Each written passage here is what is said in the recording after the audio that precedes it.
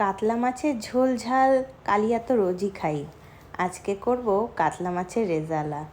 নুন হলুদ দিয়ে মাছটা মাখিয়ে রাখছি, আর সাথে দেব সামান্য আদা বাটা, রসুন বাটা আর লঙ্কা বাটা, আর একটু দেব সামান্য পরিমাণে লেবুর রস। এই সব কিছু দিয়ে মাছটাকে ভালো করে ম্যারিনেট করে 30 মিনিটের জন্য রেখে দেব। প্রত্যেকটা মাছে ভালো করে মশলাগুলোকে মাখিয়ে নিচ্ছি, যেন ভালো করে মশলা মাছের মধ্যে মিশে যায়। এবার এটাকে রেখে দেবো 30 মিনিটের জন্য। পেঁয়াজ কুচিয়ে নিয়েছি, বেরেস্তা করব। সাদা তেল গরম করে তাতে সব পেঁয়াজগুলো দিয়ে ভালো করে বেরেস্তার জন্য পেঁয়াজটাকে ভেজে নিচ্ছি। বেশি লাল করে ভাজবো না।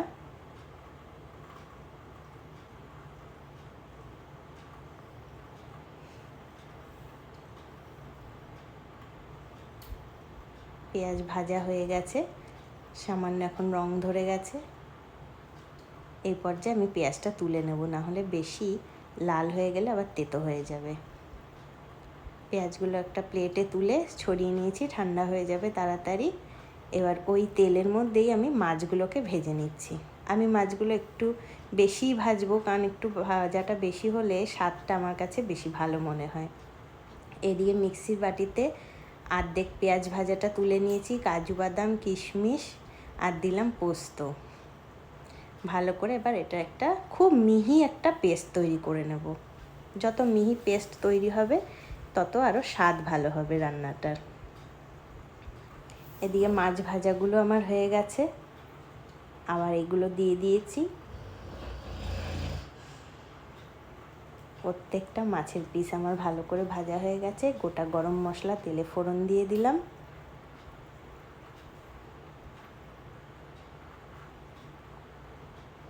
এবার পেঁয়াজের পেস্টটা, পেঁয়াজ কাজু বাদাম কিশমিশ, সেই পেস্টটা তেলের মধ্যে দিয়ে দিলাম। পেস্টটা যেটুকু বাটিতে লেগেছিল একটু সামান্য পরিমাণে জল দিয়ে কাচিয়ে পুরো পেস্টটাই দিয়ে দিলাম। এবার ভালো করে সমস্তটা মিশিয়ে নেব। এবার এতে পরিমাণ মতো একে একে ধনে গুঁড়ো, জিরে গুঁড়ো, কাশ্মীরি লাল মির্চ,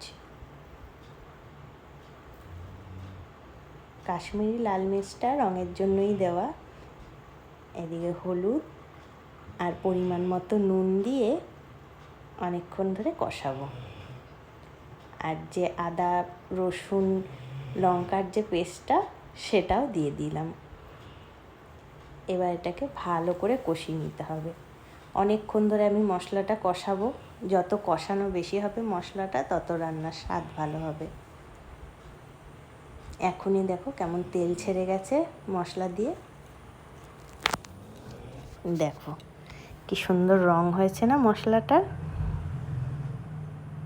আমি অনেকক্ষণ ধরেই কষাবো, নাড়তেই থাকবো।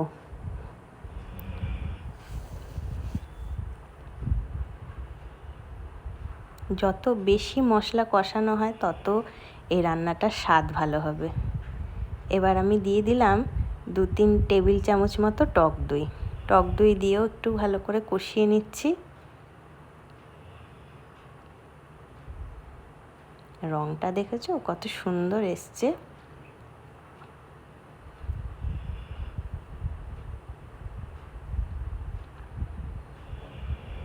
ভালো করে মশলাটা মিশিয়ে নিচ্ছি। আমি একটু এটা কম আঁচেই করছি, কারণ টক দই দিলাম তো। টক দই দেওয়ার পরে গ্যাসের আঁচটা একটু কমিয়ে নেওয়াই ভালো মশলা কষানোর সময়।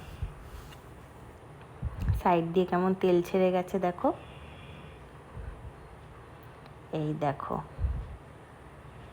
কি সুন্দর রং এসছে, আর পুরো তেল ছেড়ে গেছে। দইয়ের তেলটাও ছেড়ে গেছে, কাজু বাদামের যে তেল সেটাও ভেসে উঠেছে। এবার এই পর্যায়ে আমি দিয়ে দিলাম একটু চিনি। চিনিটা দিয়ে আবার একটু নাড়াচাড়া দিয়ে নেব।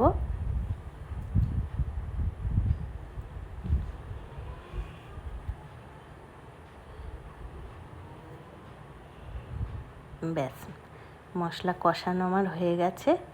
এবার এখানে দিয়ে দেব আমি গরম জল। উষ্ণ গরম জলই ব্যবহার করব এই রান্নাটায়। তাহলে আরও স্বাদটা ভালো হবে। ঠান্ডা জল দিলে অতটা ভালো হবে না।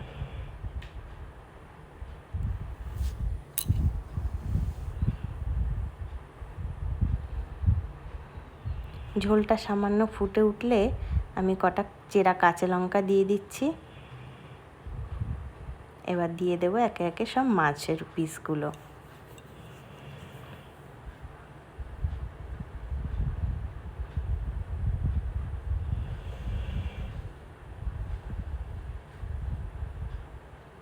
সব মাছের পিসগুলো দিয়ে আমি আর কিছুক্ষণ 5 মিনিট মতো একটু ঝোলটাকে ফুটিয়ে নেব।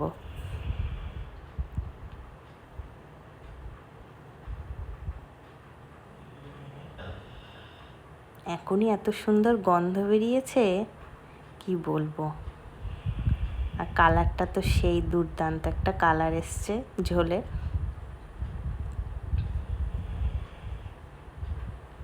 ঝোলটা 5 মিনিট ফুটুক, আমি ততক্ষণ ঢাকা দিয়ে দিই। 5 মিনিট হয়ে গেছে, ঢাকা খুলে এই যে এতটা গাঢ় অবস্থায় হয়ে গেছে। এবার এর মধ্যে আমি ভেজে রাখা কিছুটা আমি বেরেস্তা রেখে দিয়েছিলাম, সেই বেরেস্তাটা উপর দিয়ে ছড়িয়ে দেব।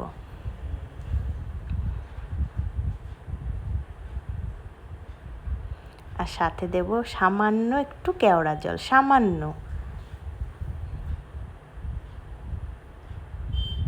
আর দেব একটু ঘি। ব্যাস, রান্না আমার কমপ্লিট।